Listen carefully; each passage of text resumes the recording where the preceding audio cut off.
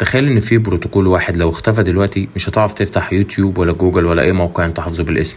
البروتوكول ده اسمه DNS، وصدقني انت بتستخدمه مئات المرات كل يوم من غير ما تحس. وخلينا فاهمك،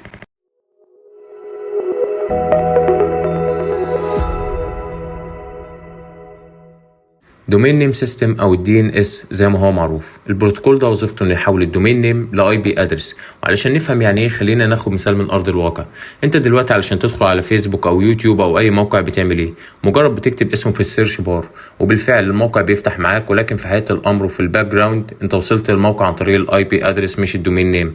زي لما تتصل بصاحبك مثلا، انت مش بتتصل بالاسم نفسه ولكن بتتصل بالرقم، والاسم هو اللي بيسهلك الوصول للرقم. يعني مثلا لو عايزين ندخل على اي موقع لاول مره، ايه اللي بيحصل؟ مجرد اننا بنكتب اسم الدومين نيم وخلاص، ولكن في الباك جراوند الموضوع بيبقى مختلف شويه وبيتم على كذا مرحله. اول مرحله ان انت بتحاول تدخل على الموقع عن طريق الدومين نيم، وده اللي احنا متعودين عليه.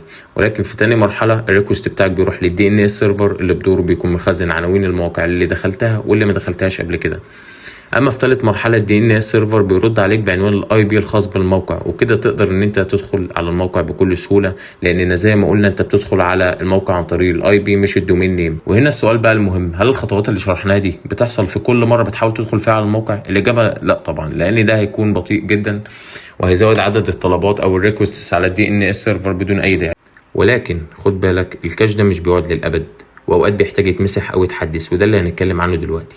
تخيل ان موقع معين غير الاي بي ادرس بتاعه، لكن جهازك لسه محتفظ بالعنوان القديم في الدي ان اس كاش. في الحاله دي بدل ما يروح يسال الدي ان اس سيرفر من جديد، هيستخدم العنوان القديم اللي عنده، والنتيجه هتبقى ايه؟ ممكن الموقع ما يفتحش او يفتح بشكل غير طبيعي او يوصلك للمكان الغلط.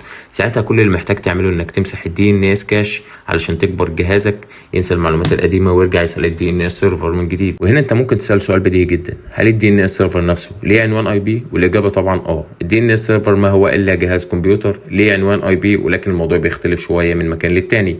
يعني لو بنتكلم على مستوى شركه او مؤسسه فغالبا بيكون عندها دي ان اس سيرفر خاص بيها.